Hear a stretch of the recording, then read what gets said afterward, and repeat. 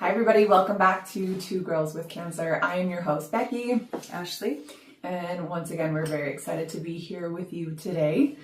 Last episode, we talked about just basically briefly who we are and why we're bringing this podcast out, but we didn't talk about, what we went through. We didn't talk about specific cancers. We didn't talk about specific treatments. So that's what we want to do today, is just discuss each one of our stories so that you can get to know us a little bit better. So do you want to go first or do you want me to go first? I'll go. Okay. I'll sit here and I'll drink my drinks. I got my supplements. So if you hear, that's what it is. I'm sorry. So the form of cancer I have is called neuroendocrine cancer. It's rare, uncommon. It is a hormonal cancer. They don't really have any treatments for it. So That's crazy to me. Right? Me too. That's crazy to me. Believe me, when I was in the heat of it and they told me there was just like, oh, by the way, you're 37, you have stage 4 cancer and there's no cure by.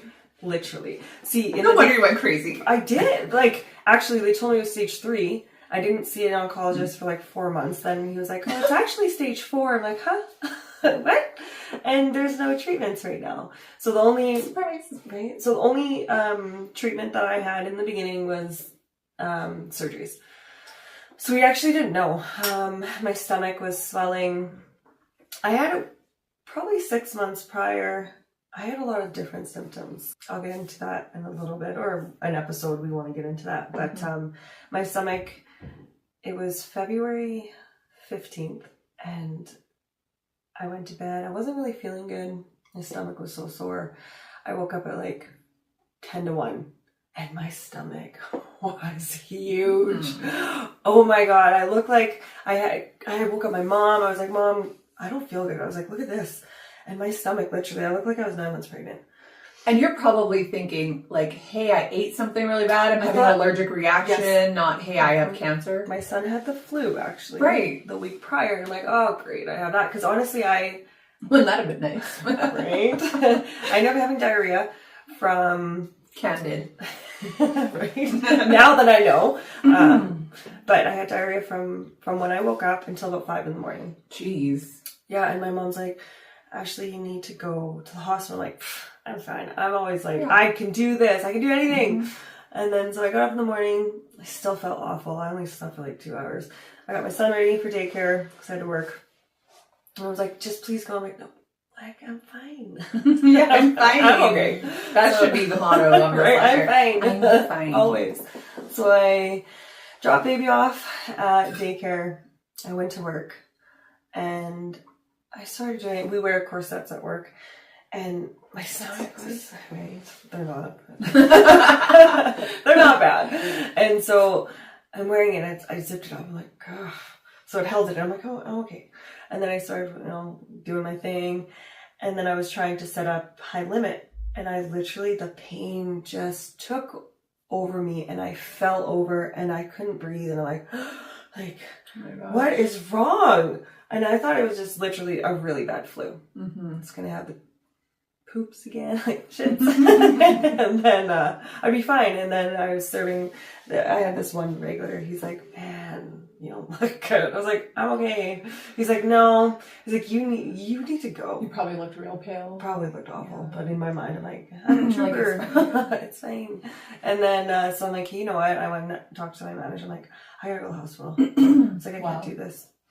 And then for a few days, went there, and the pain was so bad. And my stomach, it felt like my stomach was literally going to pop. And then, so they couldn't find anything. They were like, we don't know what's wrong. Right? Blood work, blah, blah, blah. So then I ended up going for a CT scan. It was 2 days later. So I went home the Wednesday from the hospital. Thursday, went back for an ultrasound. They needed to do further testing. So then that's when I stayed in the hospital, went for the CT scan at the Misericordia, and it was so busy. Of course it had to be on a busy day. So my son and my sister were in the van waiting because we really thought we were going to be in and out. So my mom was with me. 4 hours later, we're sitting there. After 2 hours, I'm like, okay, my poor son's in the car. Like, my poor sister, like, he probably is, like, losing his mind. Yeah. So we went down to the cafeteria. And then it was a few hours later, I got a phone call and it was like, where are you? You need to get to emergency now. And I was like, what? They're like, your appendix burst. And I'm like, oh my God. Yeah. Oh my God. I don't think I knew this. No, you didn't know that part? Well, that's what they thought it was. They thought it was appendicitis.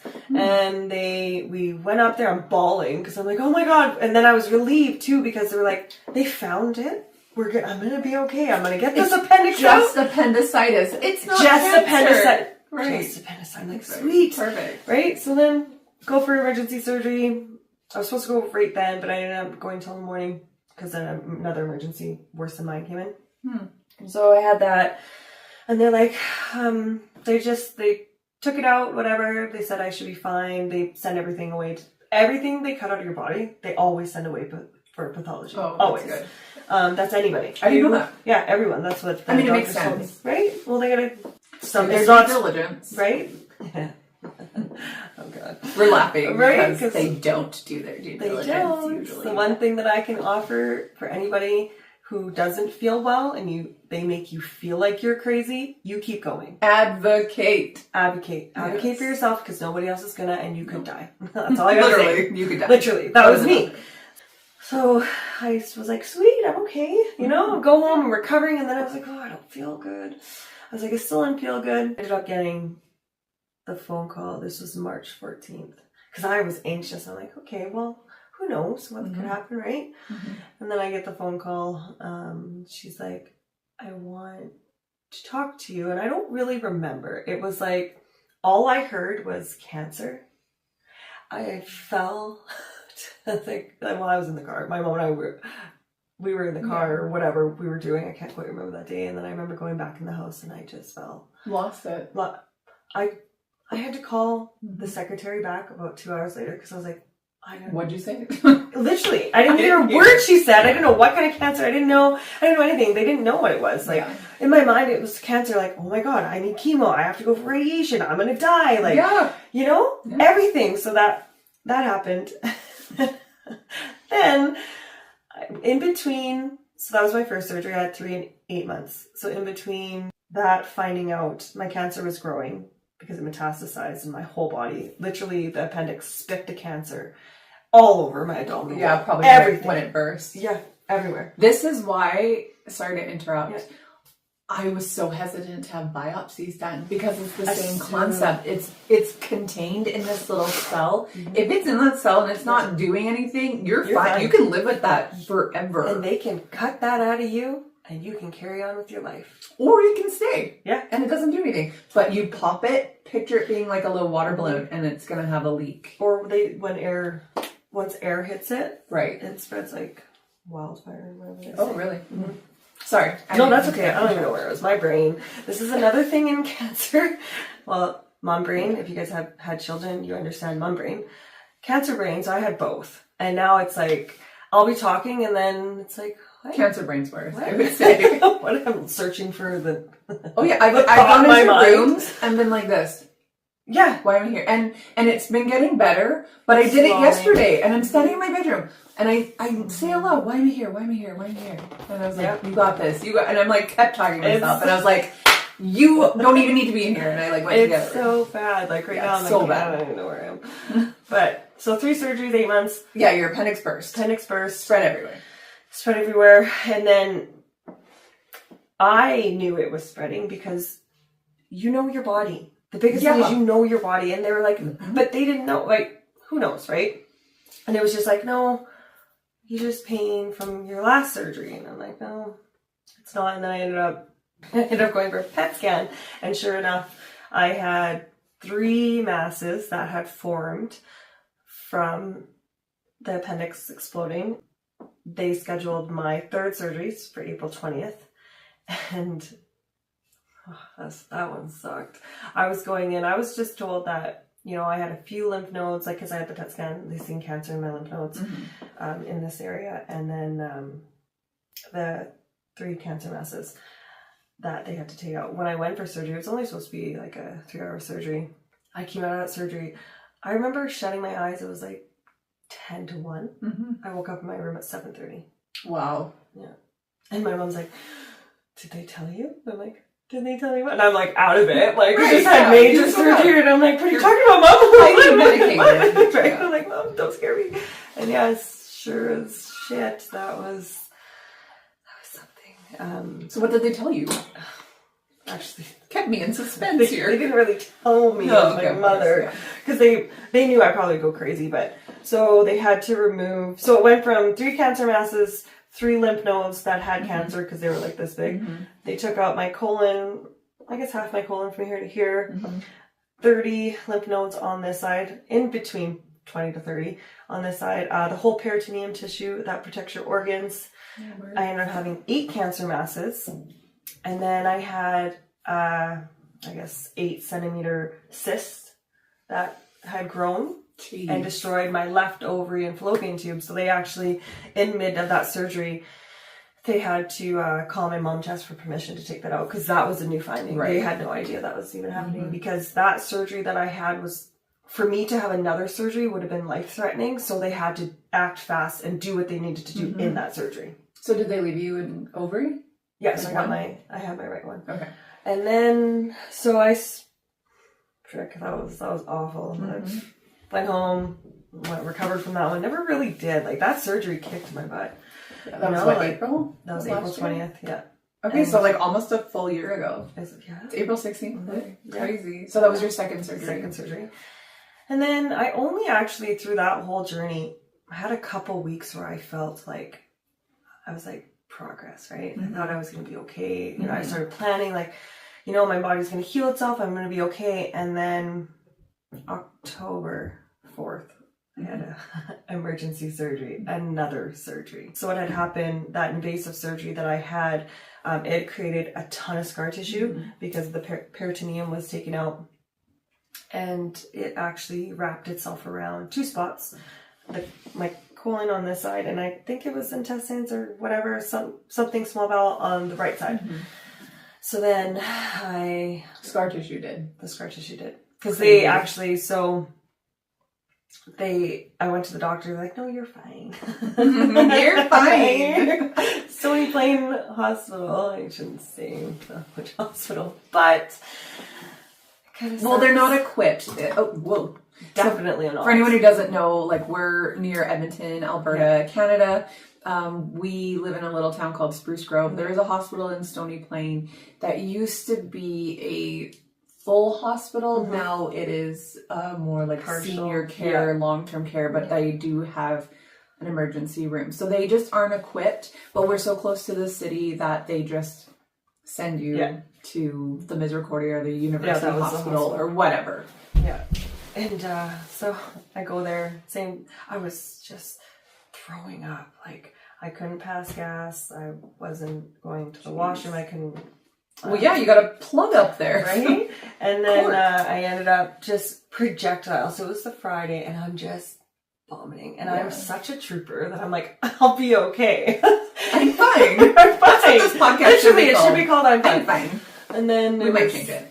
We might. It was 11 that it started, and then by 5 p.m. or 6 p.m. my mom's like, I can't. We can't do this anymore. Like, you need to go. And I always think that I'm so strong that I can get through it. So then I went, and they got me, and they rushed me in really quick. The pain was, that was probably the worst pain out of all the pain I've had. That one was bad, and it was probably like 15 out of 10. And I had to lay on the floor on the waiting room because I just, it was awful. And then they get me in, they give me pain meds, gravel, so I was okay. So they thought, like, you're okay. Yeah. We'll just send you home, go on a liquid diet, you're just plugged up. Yeah. Of course you're thinking, I got cancer, man. Like, help me. And so then I went home. I ended up going to sleep because I still had drugs in me that I was able to, like, relax and calm down. Within 2 hours, it started again. And I screamed, like, the pain came back from, like, so fast. And I was like screaming, I'm like, Mom, call 911, call 911. It's crazy. My little boy, man, he's strong. He came, I'm in there in a fetal position, like, I couldn't even move, and I'm like rocking, and he comes in, Mommy, it's going to be okay. Oh, I mean, you're okay. And I'm like, I love you. But it's an experience, right? Like, and then ambulance guys came in and they took me to Misericordia, and they seen loops in my bowels. So they put a tube in through my nose into my stomach. This was the worst experience. If you ever had a GI tube or whatever, that's probably the worst mentally. Worse than everything. I didn't have time to prepare, right? And so they put that in. They thought usually bowel obstructions will clear up on their own. If you don't have something, like if you stop eating and stuff, like no eating, no drinking. I had that too. Yeah, if it's like controlled. Yes. If it's blocking, right? Not so we tried and that we didn't know. So Friday, Saturday, Sunday, Monday, I think 5 days. We did 5 days of having that tube in, and it just kept getting worse and worse and worse. So then that's when they're like, hey, we got to do it. We did surgery. And literally, if I didn't go in, if I would have toughed it out, I could have been dead. Bowel obstructions are dangerous. I think Elvis Presley's daughter, Lisa Marie Presley, that's what she died of, was a bowel obstruction. I'm pretty sure, don't quote me on that, but yeah, Did he die of something poo related as well? Was he on his toilet? Didn't somebody... I don't know. Anyways, we're too young for that. Right? It happened before we were born. Right? And then so that happened, spent another 18, 20 days in the hospital. Yeah, that was crazy. I remember every day being like, hey, how are you? Oh, I still can't eat because I live off of feeding tube. But I'm like, that was hard because I would wake up and I'm so thirsty. Yeah, I had a PICC line in here, into my heart. They were feeding me medicine, everything in that one. But I asked the ladies, like, I had to dip my hands in water because I was so dehydrated. I had a cloth. I was wetting myself the whole time. When you're told you cannot eat and you can't drink, you can't do these things, it is hard mentally. You want it so bad. You do. Yeah. You do. I think it's human nature. If you tell me not to do something, I'm going to do it. Right? Just like children. Don't do that. Yeah, exactly. And they're like... You don't want to find out on your own. But yeah, so it was crazy. You know what part you're forgetting out of all of that? Oh God, my brain doesn't work. How about in September when you had a PET scan that showed good things? Was it September? Yeah, because then you had your party. Yeah, okay. Anyways, I had another PET scan. Maybe the end of August. Something, but I think you're right. I am cancer free at the moment. So, okay, I guess I'll touch on that. So, the form of cancer that I have never really goes into remission. Technically, it's terminal always because it always comes back, is what they know of it. Because there's not much research. It's just a matter of time. Because in the second surgery, they can't say for sure that they got every single cancer cell. It literally burst, and it's when the cells decide to form another tumor, but we know what we're looking for now. We know the symptoms. We know stuff, so we can stay on top of it. And you also know not necessarily how to prevent cancer, but how to keep your body alkaline, how to keep your sugar low, how to keep your stress low, how to the things neutralize the things I didn't know prior, and then and I'm grateful. Like I'm not mad. In the beginning, I was so angry. Yeah, like, why me? Yeah, I did. But I'm grateful and I'm thankful because the person I was to the person I am today, it's amazing. Because not that I took life for granted, but I did kind of. I thought I was healthy then, but I really wasn't. And the changes that you make, the person you become, you grow and you learn, it's a crazy experience, but it's also like amazing at the same time because I'm still alive. I've been able to do these things to stay alive, and hopefully I can be that 0.5% who doesn't have cancer come back. Like especially with this one. And then so say the cancer does come back and it hits a major organ, that's when they have, I think, 3 to 4 treatments. That's if your body takes to the treatment. The oncologist said I got between 6 months to 15 years to live. But sometimes the cancer doesn't come back for 10 years, for 15 years, for no years. No ears. We're gonna go with no. That's what I'm gonna try my hardest. But even that mentally is like, well, it's like a ticking time bomb. Literally, really. We're all gonna die one day For sure. But you don't want to know the date. Yeah, when you're told you have cancer, it's like, if someone's like, here's the countdown at 6 months, right? Like, oh, it's so hard. It's stressful. It's hard. Yeah. Now I'm better. Now I'm able to deal with it. But I gained so much weight, and it's like, that's not normal. That's not normal. Mm-hmm. You know, there's so many different things that happened, and I was like, what's happening? Like, this isn't normal. But you don't know. No, you have no idea. Like, cancer's the last thing you think. And I really just thought I had appendicitis. No way, shape, or form did I think that I would have cancer. Mm-hmm. You know? Mm-hmm. I could cry. It's hard talking about it, but it's also like, it's cathartic, like we said. It's healing. Get it out, girl. So if I cry or she cries, oh yeah, I cry all the time now. Right? Like things that she got Kleenex. I'm not even like super emotional normally, but like there'll just be moments where something will come up, some past hurt or trauma, even just from the last year, and it's like I can't control it because this has been such a insane roller coaster of emotions. And it's like, yeah, the strong me wants to pack it in, right? Exactly. Yeah. We should rock Kleenex. But yeah, the strong person, especially like we were both single moms, right? Like I was a single mom for a long time. You were a single mom for a long time. Like those moms, you have to be tough. You don't show anything because you don't have a chance to. You're going to work. You're going to work 2 jobs. You're going to pay your kids' way.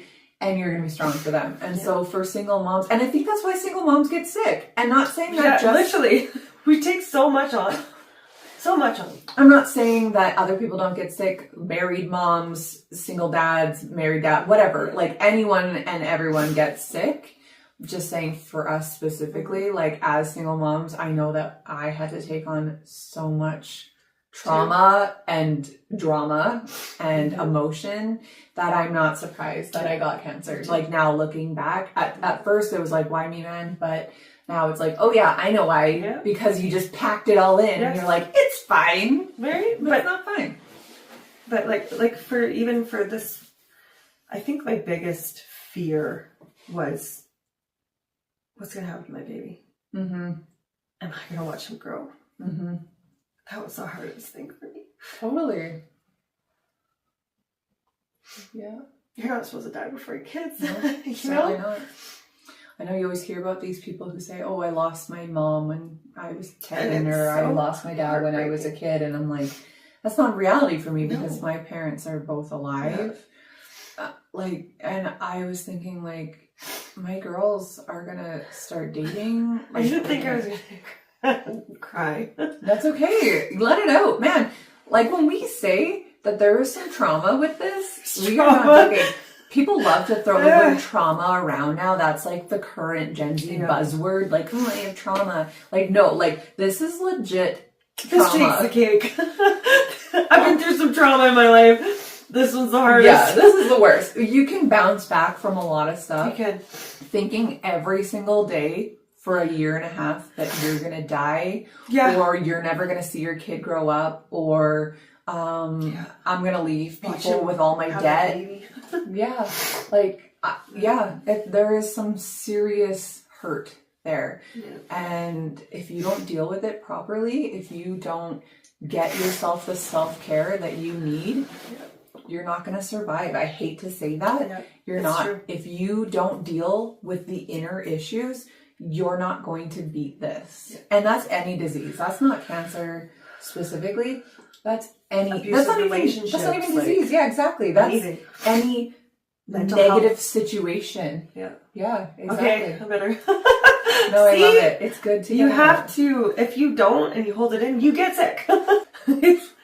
It's in us. I thought you have it and then it's gone. But it doesn't. It stays in your body and it's in your cells. It becomes a part of your DNA. You like hold a lot of stuff in your guts. Plus your guts are like, what, 70% of it is like your immune system. I think your second brain's your stomach. Well, yeah, like 90% or 80% of it is your mental health comes from your guts. So this is why what you eat is so important. And I'm excited because we have a show coming up that's about nutrition. And not that you and I are like poster children for like what's fit and what isn't, but you know, but we know what you should do and what you shouldn't do. Whether or not we follow it all the time, different story. We're only human. Remember that. Give yourself grace too. Like, yes, only human. Yes. Sometimes I'm gonna have that chocolate bar, even though sugar feeds cancer. I'm gonna do it. You know. And like, we'll definitely talk about that in the nutrition episode, but I wonder, like, I know that cancer lives off glucose. Yep. But like, I wonder. But it's refined sugar. Yeah. The chemical based one. For sure. I want to like look into it more because I'd cut out everything for months and months and months. Yeah, same. And the cancer was like slowly getting dealt with. It wasn't till I did more traditional treatment and then I ate whatever I wanted throughout that the cancer went away. Why don't we touch on your cancer now? Oh yeah. Mine kind of was, it's done. Sorry, Jessica. My back is so sore. Okay, so where should I even start on this? I guess before. So it was around January 16th of last year. We went out for my brother's birthday as a family.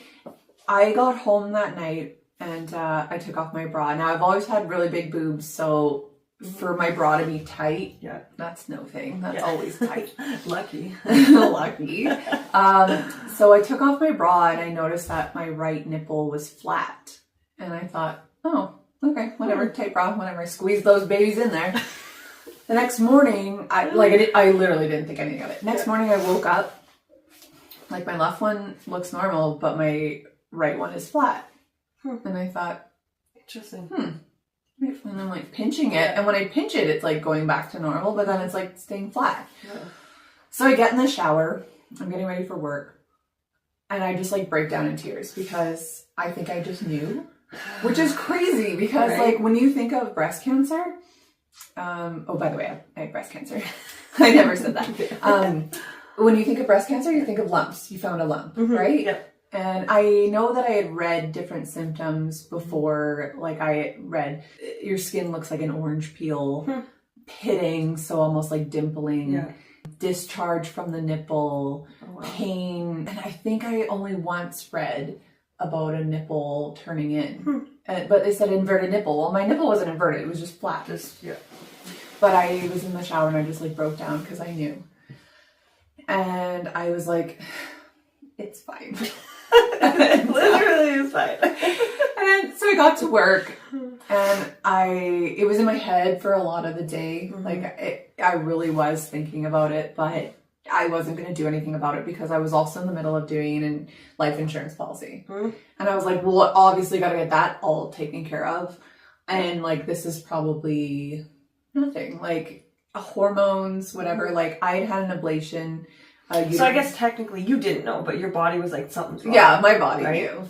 It's like, shut up and start listening to me is what my body was saying. I had a uterine ablation 3 years earlier, so I didn't get a period. So like it's the best thing ever. I didn't know when I was like ovulating or menstruating because there was no blood to come out again. You. Candid. I just figured, okay, I'm probably like somewhere in my cycle. My boobs probably just sore, swollen, whatever. But there was no pain. Just weird. And so whatever, I went about my day and I was like, should I book a doctor's appointment? Nah, we're going to do this life insurance. And the next day, same thing. It was flat. And I kept thinking like, you should probably get it looked at. And then so I went to church on the Sunday and I went just with my mother-in-law and it was just her and I, and she had actually had breast cancer. She had said, no, that doesn't really sound like one of the symptoms. Right, because you know, it's different because again, everybody is different. But at this point now, it's been about 3 or 4 days, I started to have pain in my armpit and a little bit like up the side of my boob. And I don't want to say it was like pain. It was more like heat or like pressure. And she said and she was also a nurse too, so very smart.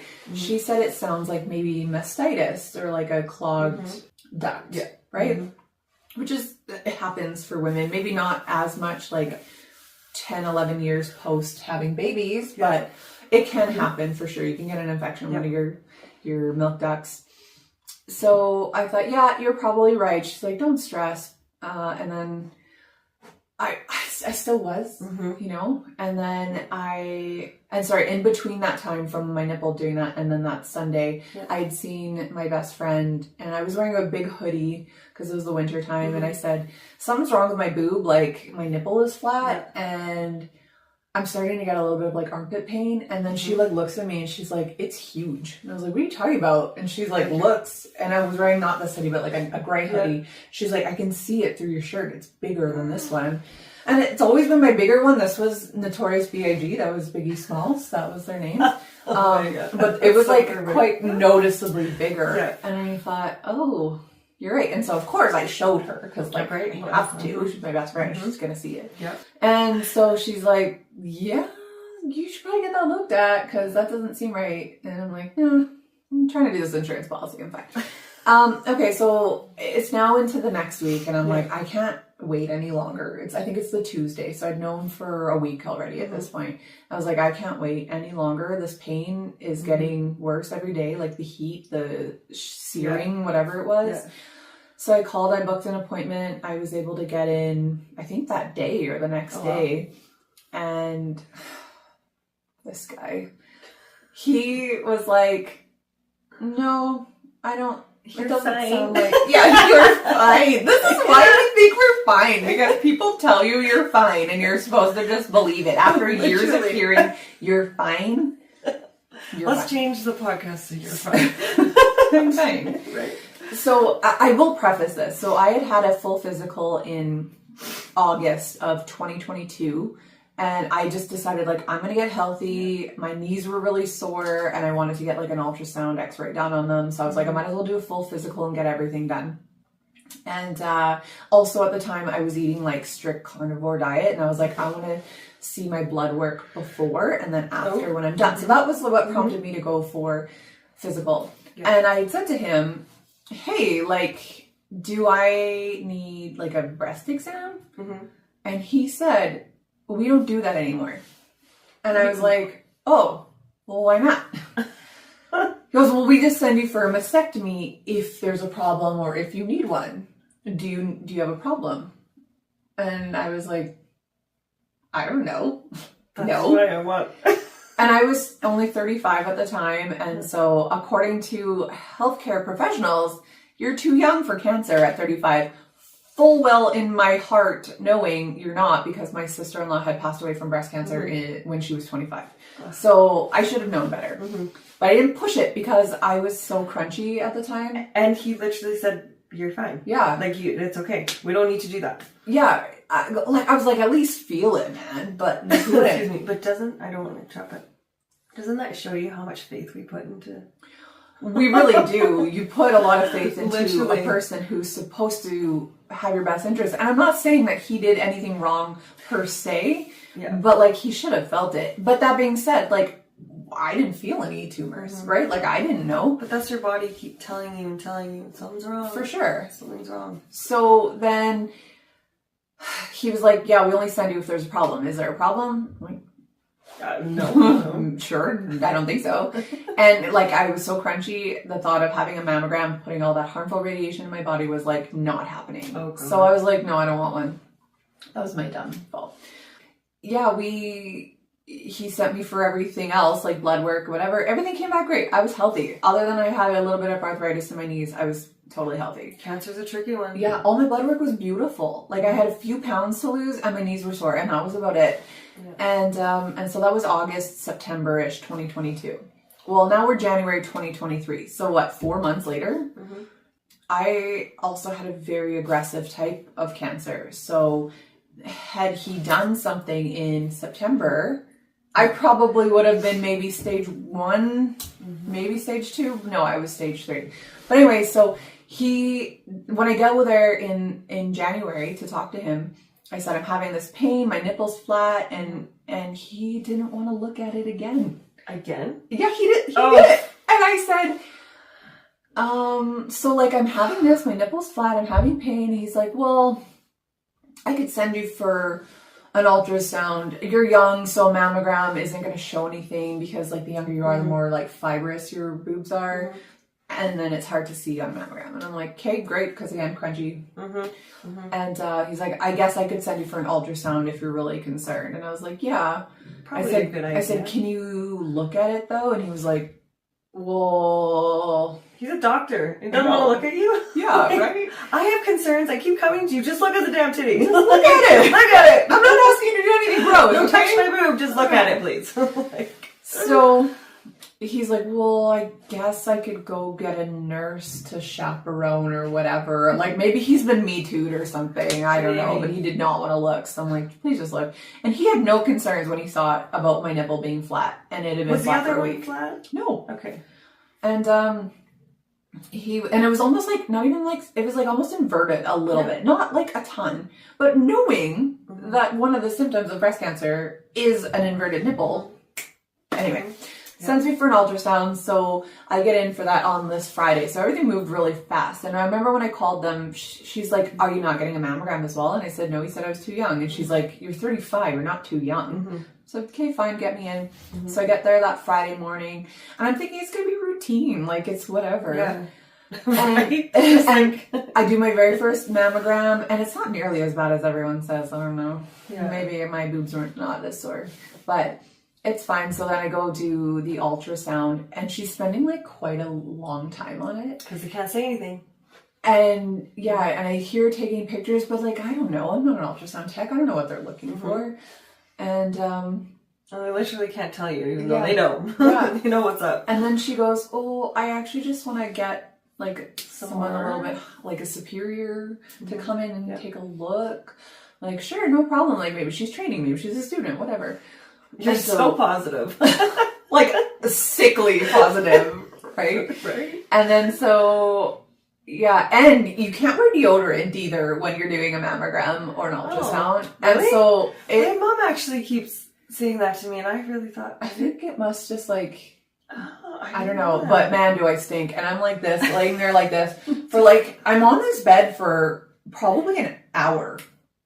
Can I say something? Yes, of course. You know why you did stink? It's because... It's your all the toxins. Yes. Yeah, probably. I stunk. When I had my cancer... And I never stunk. I was gross. Like, I was a man, disgusting, stinky. My odor here. I could never get deodorants that worked for me. Interesting. Yes. So I don't sweat. It's like a weird thing that my mom doesn't sweat and I don't sweat. Like, I'll get the odd thing, but like I can work out hard and have like a light glistening like under my hair kind of thing, or in between my boobs, whatever. And then the more I do research on lymphatic systems, it's because it's friggin' plugged in there. It's terrible for you.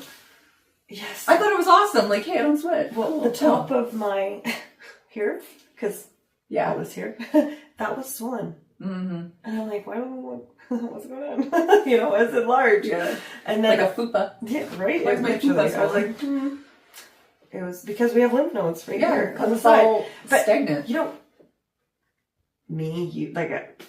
unless you go through a journey, you don't really know. Like now I got a mini trampoline, I'm jumping to open these flaps because your lymphatic system's your sewer system of your body to get everything going. Then your liver takes out the toxins, right? Yeah. But it's like, that's why. Yeah. Like, your lymphs are very important. Like if you don't understand the stages of cancer, so I don't really know stage 1 and 2. I think it's just in tissue in your body. Stage 3 is once it hits your lymph nodes. Once it hits your lymph nodes, the concern is that it's going to travel because that is the pathway to everything in your body. So stage 4 is once it hits an organ. So for breast cancer, for example. Metastasize also. Yes. Stage 4. So when, like, if you have breast cancer, the concern is metastases to your liver, your lungs, your bones, or your brain because of the pathways that your lymph nodes go. So now that I know this. Yeah, now. Me not sweating should be a red flag, right? So yeah, my armpit, oops, Yeah. absolutely just stunk laying there, and I was like, I'm so sorry that your face is in my armpit. She's like, no, it's fine, it's fine. And then they're like, we're just gonna go talk to the radiologist. And I'm thinking like, yeah, that's probably just standard procedure, whatever. At this, if it was me, I'd be losing my shit. Yeah, tell me what's going on. I have no idea. And so then they come back in finally, and they're like, hey, yeah, just so you know, like the radiologist never came in, but the ultrasound tech was like, she wants to book you a biopsy for today, 3 hours from now. And I was like, I'm never getting a biopsy ever because of what we talked about earlier. Yeah. And she's like, so come back at 1. And then at this point, I like get dressed and I call my husband and I'm like, losing it because I was like, why do you want a biopsy? What did they see? Blah, blah, blah. And I'm thinking like, oh my gosh, I have a tumor. And I lost it. Yeah. And so I go to my work, I drive to my work, and I go in my boss's office and I'm crying to him, telling him like, hey, I'm not coming back to work today because like they need a biopsy. My husband meets me at work. Him and I go there together. And they weren't even going to let him come into the room either because they say it's just for women. And I'm like, he better be in here. Support. So then I find out that they've seen 3 things and they want to biopsy all 3 of them. So 2 in the boob, 1 in the armpit. And man, like, was I ever aware of having cancer after being biopsied? Before that, had no idea. Once they poked those little suckers, the pain that I had for months from there. That's because they disturbed the cancer. Yeah, like they went in like around my armpit area, and like the one was over here, so they like went all the way in and poked it. One was like around here, and one was in my armpit. But yeah, they disturbed it, and it was so painful. So that was the 27th of January. I didn't hear till February 1st, and I was signed up for my... about 3 weeks it usually takes. Oh no, mine was only 3 days. Wait, they said that they were rushing it. And to me, I thought, why would you want to rush it? Why do you need to rush it? Oh my goodness.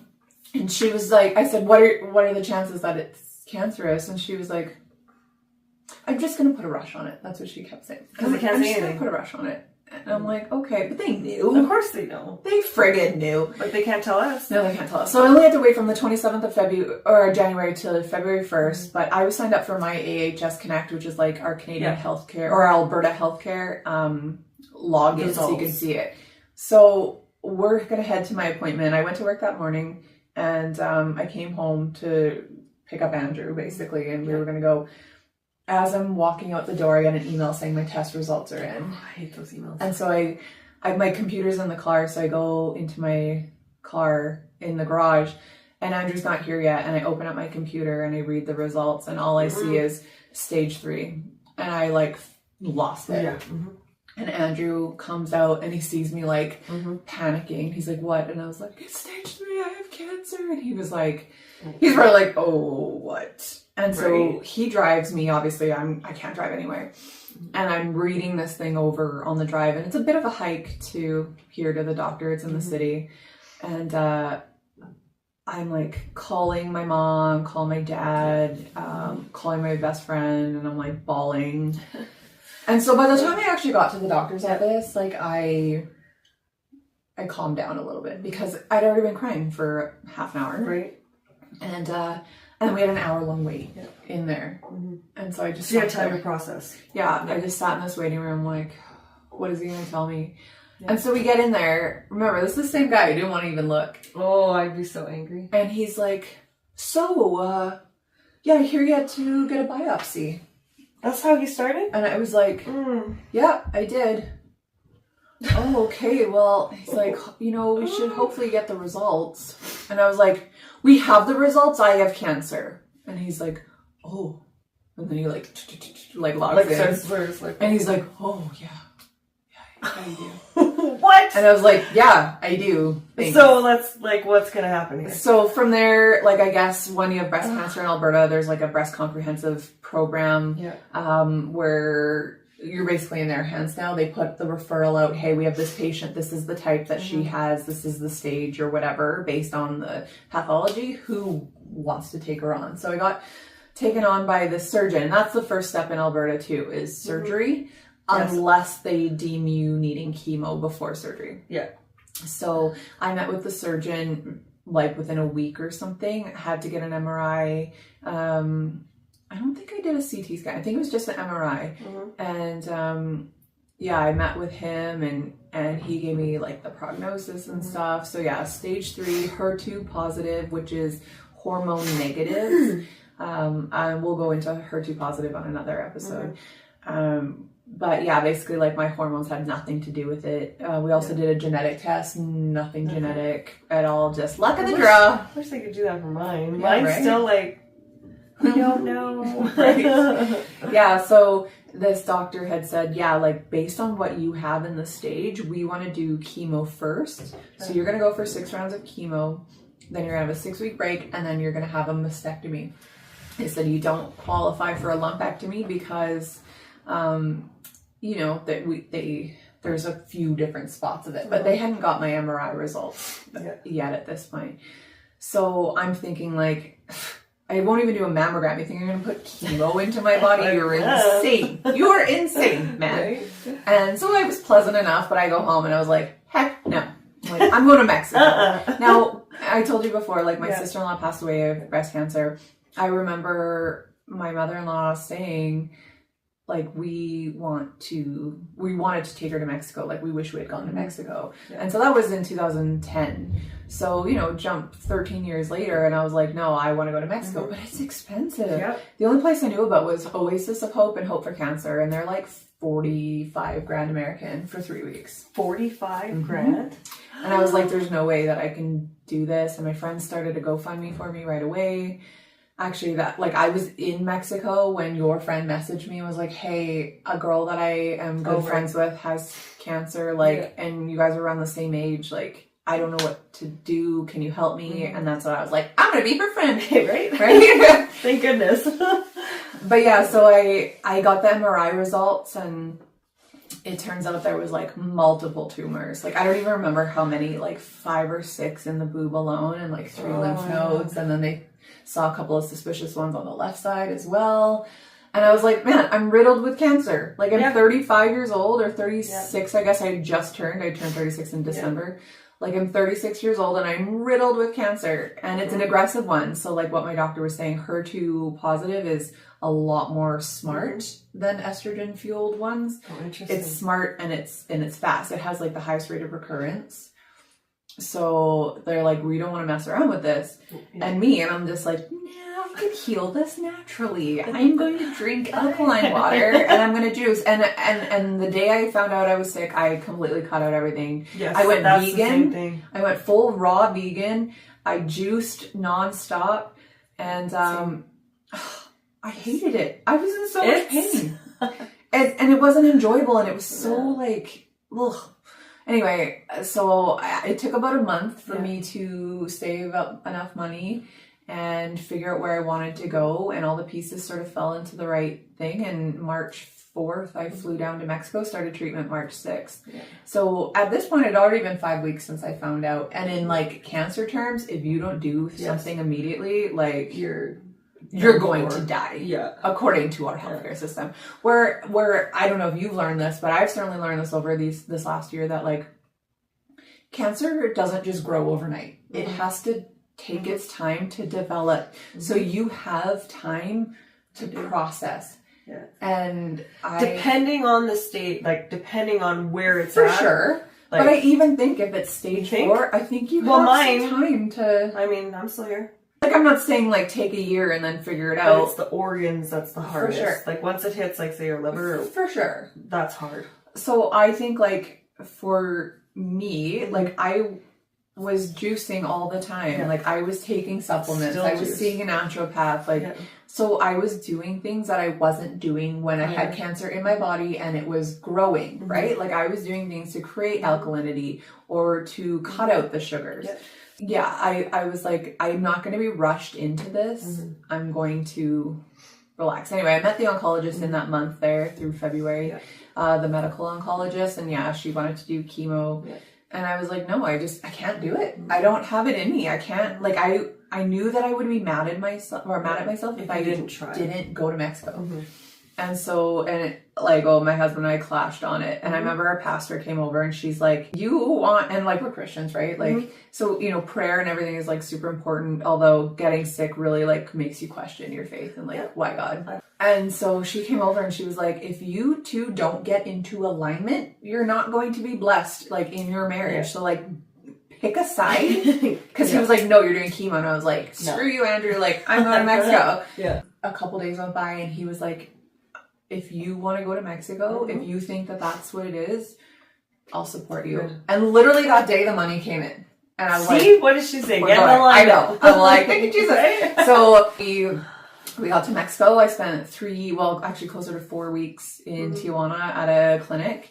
And of course, the first day I get there, the doctors in Mexico were like, you need chemo. And I was like, no, I don't. I am here for no chemo. But I guess the HER2 positive is very receptive to chemo. Like, nobody told me this in Canada. They just said, you need chemo. And I'm thinking, you're crazy.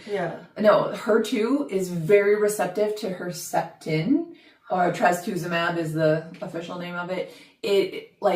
What I was told later on down the road is that your body has a 70 to 80% chance of reversing all the cancer cells on this.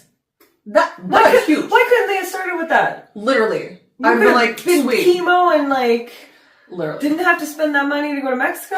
You could have used it on something else. I probably still would have. Like, I really think that I flew through chemo because my body was so healthy from Mexico. Because we, like, when I went down there, they're like, we're going to do our protocol the way we're going to do it, but we're also going to add chemo into it. Yeah, it ended up being so much more expensive. Like, by the time I was done, I think I paid 31,000 American. Yeah, and when they had quoted me 9. But I did chemo, I did surgery, I did a bunch of stuff down there that I wasn't expecting to do. And that's not including my flights or my stay or anything. That's just at the clinic. So it was crazy. But yeah, like, knowing what I knew after, like, yeah, you're right. I might have tried something here with a naturopath and then whatever. I don't regret my decision. So anyway, I came back after my first 4 weeks and I had an MRI there and they couldn't see any tumors in the boob at all. Like, they didn't check the armpit, but like, there was nothing in the boob. So I was excited. My oncologist was excited. The swelling had gone down. So I came back and I went and saw the original surgeon and I was like, hey, like, what are my next steps here? And he goes, well, like, what's going on? You still have your hair? And I said, yeah. He goes, you didn't do chemo. I said, oh no, I did. I did 4 rounds of chemo. I didn't specifically say to him I went to Mexico. But I had told his receptionist this when I had emailed her my new MRI. And I said, yeah, I had 4 rounds. And he's like, well, you were supposed to do 6. Let me call your oncologist and see if she'll do the other 2. I don't think she'll want to start again from 0. And I was like, well, no, like, I went to Mexico.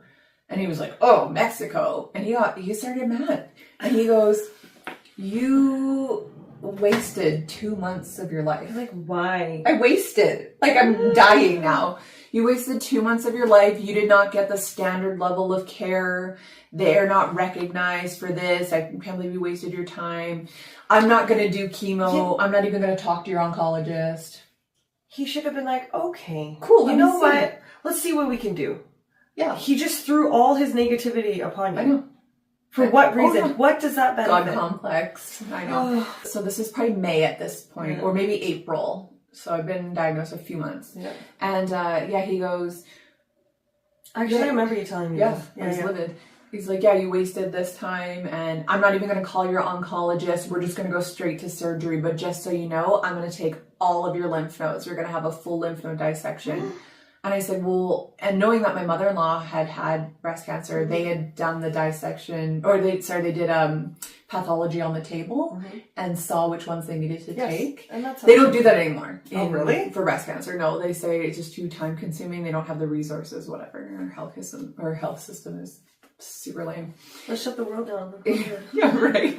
It's a good thing we all wore masks for 3 years and stay home this day. You know, can I just say something? Through my whole cancer journey, I didn't wear a mask once. I was already dying. Same. You want me to put a mask on? I did not either. So many people at the cross were like, you should wear a mask. I'm like, you should wear a mask. I'm fine. I got this far. I only got weird cells. What do you got? I could die tomorrow. Yeah.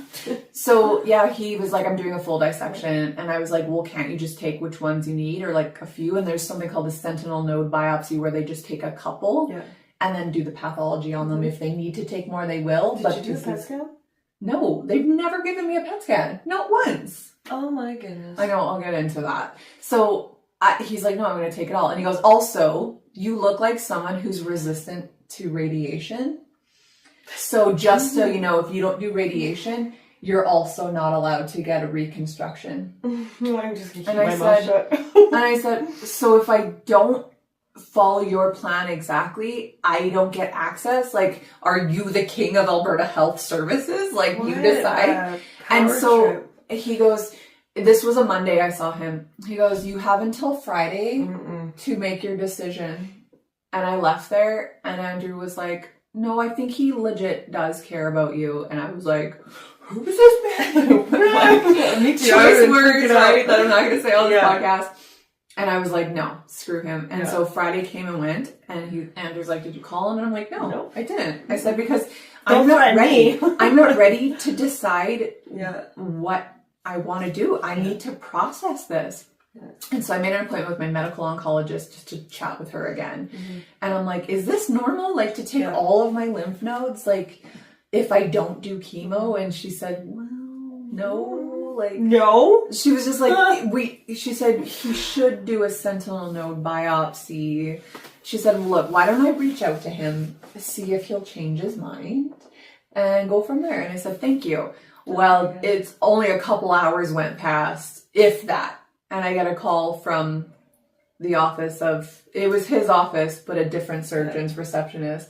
Hi, you have an appointment with this doctor now. Because he didn't want to take He dropped me as a patient because he's one of those men who can't handle a woman who can stand her own ground. You know what I think it is? I think it's less like he's used to women coming in here who got news that week that they are dying, and he is the savior that's going to take the cancer out of their body. So I think he probably gets like maybe 95% of people agreeing to it, maybe 5% of people with questions, right? I don't want to know his name, but I kind of do. Because I'll tell you. Okay. I won't say it on here. Oh, this is awful. So I was like, hey, whatever, good riddance. So I met this new guy. He was an absolute darling. Perfect. What a That's how it should be. Okay, through this journey, it's hard enough as it is to be okay. Yeah. And to have somebody attack you like that. Literally. Like, tell me I didn't get the standard level of care. Listen, Mexico is some of the best. Listen, Linda.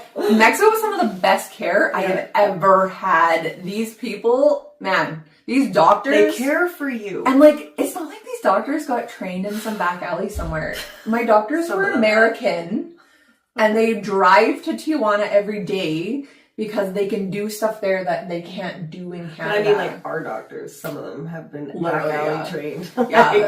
Tell me anything about a vitamin. I'd love to hear it.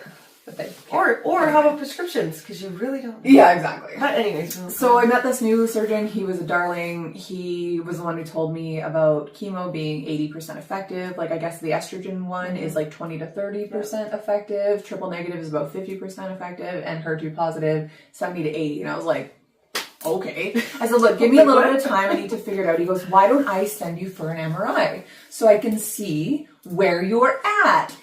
Well, he should have said, why don't I send you for a PET scan? Because a PET scan would have showed you exactly where the cancer is. He also said, why don't I also look at your Mexican MRI to see? And I will compare it to your original MRI. Good doctor. Perfect. So in that time, I'm thinking you know what I want to do? I'm going to go back down to Mexico for 2 more rounds of chemo to shrink anything else. I really believe that it's gone. We're just going to clear up the last bit because they wanted to do 6, but I couldn't stay for 6 weeks. So I was like, I'll go back down for 2 weeks. I rushed it. I decided on Wednesday. I was there on Friday. Wow. Yeah. And I went back down. I did 2 more treatments. I ended up having surgery while I was there to have that sore lymph node removed and turned into a tumor vaccine, which was an oral thing, an immunotherapy. And I came back up, I did the MRI, and I get the call from him. I remember specifically, I was sitting at my kid's track field day, and he calls me and he goes, hey, we got your MRI results. He goes, there's been no change. And my heart sunk, and I was like, I just spent 40 grand in Mexico, 31,000 American. What do you mean? Nothing's changed.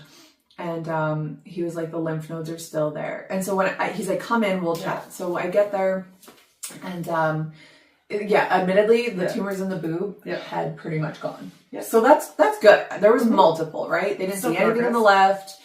Whatever, the right was pretty much gone, but the lymph nodes hadn't changed. Yeah. Or they may have changed a little bit, but they couldn't tell like how many were affected, and he still wanted me to do chemo. And so I was like, dude, I have to think about it. Like, I just do not know. And this is sometime the end of May. And it took me until the end of June to make that decision. So at this point, I didn't start chemo until I think June 20-something, 20th, 22nd. And remember, I got diagnosed February 1st. So we're now almost 5 months later. Wow. February, March, April, May, June. Yeah, 5 months later. And it's not like I wasn't doing treatment in that time. But it took me till the end of June, and I was just really like meditating on it a lot, praying on it a lot, talking to people, listening to podcasts. And I listened to this one podcast, and it was literally about getting a good morning routine because I struggle in the mornings. And the dude was talking, and then randomly he said, you know, that he had cancer and it was really aggressive, and he was crunchy and he wasn't going to do anything. And his doctor was like, you're dumb, you're going to die. And he was like, okay, fine, I'll do chemo, but I'm also going to do everything holistic that I can in the meantime. And he's like, I'm also going to believe in my treatment, because once I start thinking that it's not going to work, it's not going to work. You truly do have to believe in yourself. Yeah. Your mindset is everything. Yeah. This is your power, your mind. And he also said that he gave himself, I think, like 5 minutes a day to have breakdowns. And to keep his composure for the rest of the day. But for 5 minutes, he's allowed to have a freak out. And so I took that. And I was like, I can do it. I'll be okay. Like, what? My hair's old and ratty anyway. I don't need it. And then I was like so confident. I'm like, I'm not even going to lose my hair. There's that positive. I'm going to be one of those people who feels nothing. And and I remember being at church and getting prayed over, and this lady was like, I just really feel like the side effects are going to be very minimal. And I was like, yes, I claim that. I am going to have no side effects. Well, I went into chemo and it beat the crap out of me that first round. And I was like, I had everything, every side effect, I had it. And I said to Andrew, I'm like, I'm not doing it. And he's like, well, you have 5 more. No, I don't care. I said, I'm done. I'm not doing it. And then, you know, a couple of weeks later, my hair is falling out. I've got 1 million canker sores. My tongue is full of bumps. I have thrush in my mouth. My skin is covered in zits. I had like 100 zits on my face. I had diarrhea. I had then the BV. I had ringworm. I had 2 like ringworm fungal infections right here. Gosh, what else did I have? I had 1 million things, and it was awful. So it's like chemo, like kills every kind of cell in your body, and then you touch the wall and you get a bacteria, and then it just, that's why you get I'm like, where did I get ringworm? And they were like, oh, I don't know, like your bra straps might have been a little bit wet or something. And I was like, oh, okay. I got heat stroke one day in the backyard because they didn't tell me that the chemo I was on was photosensitive. So I was like, the sun heals everything. I'm going to lay in the backyard. I was so, it feels like you're hungover, honestly. Chemo feels like you're hungover for like 3 days. And so I go in the back, and I'm naked, and I don't care if anyone sees me back there. And I'm naked, and it's hot because it's June, and the sun hits me, and I run inside, and I'm on the toilet. I'm like spewing, I'm puking, I'm calling my mom, and I pass out, and she like tries to rush over to get me. So I like I wake up, I like turn on the bathtub, I like crawl into a freezing cold bathtub, and I laid there underneath the water for like a half an hour. She finally came because she made some stops on her way to buy me some soup. Like, not the issue, but okay. Our moms are the best. I know. I'm just like laying there naked, and I'm like, I'm fine now. It's fine. So it turns out it was just heat. So I told my doctor, I'm like, I'm not doing it again. Like, no. And she's like, we can actually scale it down because there's I don't know, I can't think of the right word right now, but basically like a sliding scale of like how much they can give you, and they started at the maximum. So like, girl, start at the minimum and see if you need to move out, not the other way around. But she knocked it down, and literally the only thing from that I had was like obviously the weird metallic taste in the mouth, and the sore tongue, which you can get mouthwash for, and then diarrhea, and that was like pretty much. I only puked once through all of chemo. And that was because I ate some real greasy Chinese food. But man, I was hungry. Every time I go there, they were like, let's take your weight. And I'm like, oh, they're like, you've lost weight. I'm like, nice. Like every time. They're like, that's not good. And I was like, oh, it's not. And they're like, no. They're like, are you having diarrhea? I'm like, so much diarrhea. They're like, oh no, that's not good. Like, you need to be taking whatever, Imodium. And I was like, no, because then I'm constipated. Like, I'd rather just poo it all out and whatever. Excuse me. So there was like 6 straight months of just diarrhea. And then as soon as I stopped chemo and the diarrhea stopped, man, did I put on 20 pounds.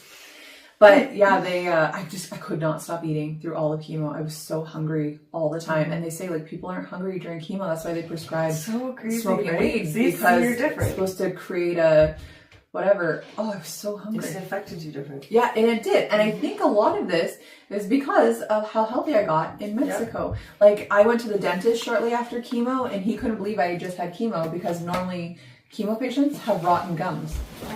And I kept my nails on the whole time. Yeah. Apparently people with chemo, their nails fall off.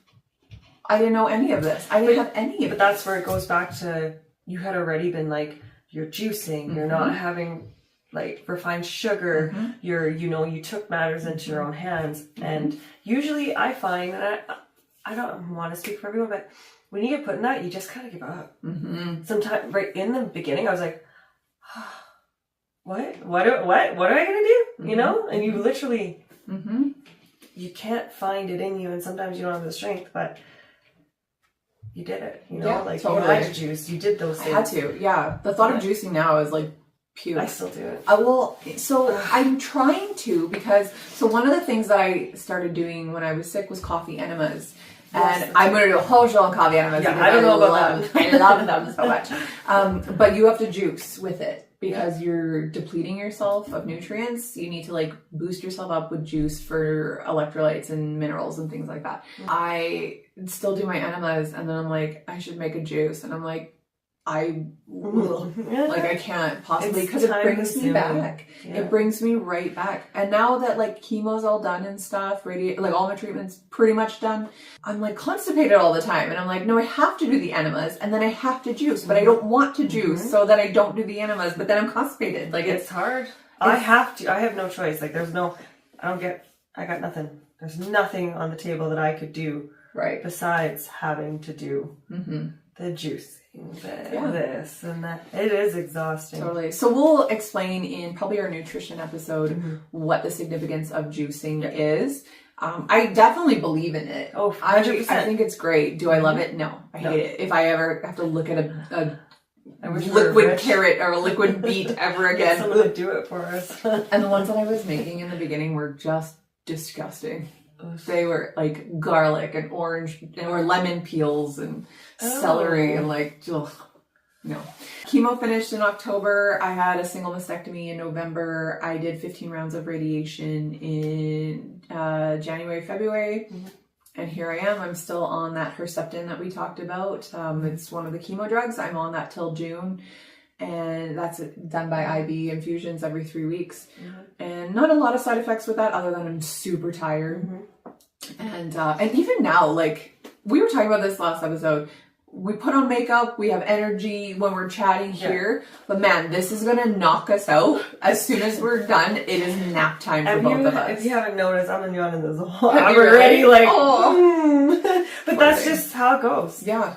We can look good, like, and then we'll pose, we'll do our thing, we'll show people we look good, and then it's like, I'm dead to the world. Like, if I don't get a nap in every single day, like, I can't function. And literally at night, I'm in bed probably by 6:30 every night.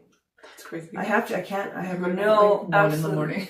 Oh God. I don't rest. I don't have anything. I'm also anemic again, so we gotta work on that. But I don't have anything life in me. My baby, like, we get in our room, he plays with his toys, jumps from bed to bed, because we share a room, and because we live with my sister, but it's like, he knows the routine, and all he wants to do is be with mommy, but like, I'm tired. And I wonder when it's ever going to go. Like, when are you going to get energy, Well, what my doctor has told me is that I need to be exercising every day to get energy. And I'm like, let me tell you what happened. It doesn't work. I said, lady, like, how do I get the energy to go exercise? I just started a little bit going. Yeah, same. I'm only 3-pound weights. Yeah. Walking. rowing. Just get that lymphatic system moving. I'm forever doing this, just wiggling it around. Or But like, it's hard. Yeah. Once you, like, and I have to space my days out. If I do something in the morning, okay, that's it. Mm-hmm. And that's another thing my sister taught me. She's like, because I am such a go, Mm-hmm. you know? Always go. Yeah. And then after, Single mom life. right? And then after, I feel like when I have those good days, I'm like, I can do this. Like, you know, like, I'm not got even this. sick anymore. Right? And then I'm like, oh, I feel great. I'm going to do this and this is. My sister's like, you need to, like, just pick one thing for one day. Yeah. And it's true, like, but I'm sad because I was this person, now I'm this person. I'm learning to accept this, who I am now, because my normal, I'm not going to be normal. I'm not going to be that normal anymore. I'm a new normal. Mm-hmm. And it's hard mentally to do that. But now I'm like, I'm starting to get used to it. And now I'm like spacing out through the weeks or my appointments and stuff like that. Because it's never ending. I know, I stack mine because I'm like, well, if I have to drive to the city, I might as well done, get right? them all done at once. Yeah. And do I ever regret it? Like even yesterday, I went to the gym in the morning and I had to get a couple groceries because I was like, you have to start eating healthy. You have a second chance at life. Do not go to McDonald's. And so I was like, I need to get some veggies and some clean foods, right? And my mom's like, hey, can you go visit your Nana in the hospital? And I was like, I can't. And I was like, I'm so tired. And then I felt bad. And my husband's like, you need to start prioritizing yourself. Stop doing stuff every day, multiple times a day. I'm like, no, I have to. And he's like, no, you don't. No, and it's so the same thing lecture my sister gave me. I came home and I laid on my couch and I put the red light on me. And I just, my back was so sore and I was so tired. And I had this headache for days. And I was like, ugh. Like, when will this end? And then I wake up today and I'm like, yeah, I feel actually pretty good. My back is sore, but like my headache's gone. So like I feel good. And then like as soon as you leave, I'm going to be like, I'm literally already like, what time is it? When I got to get my son?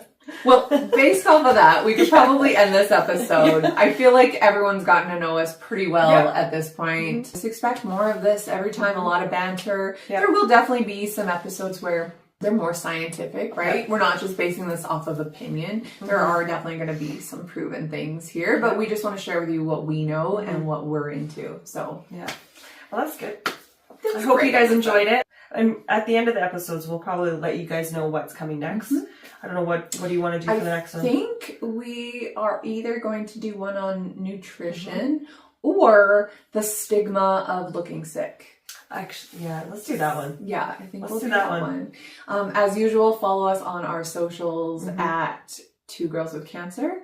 And like, share, subscribe, tell your friends, make this our dream. Help us make our dream. Right? And help us help others. Yes, that's more important.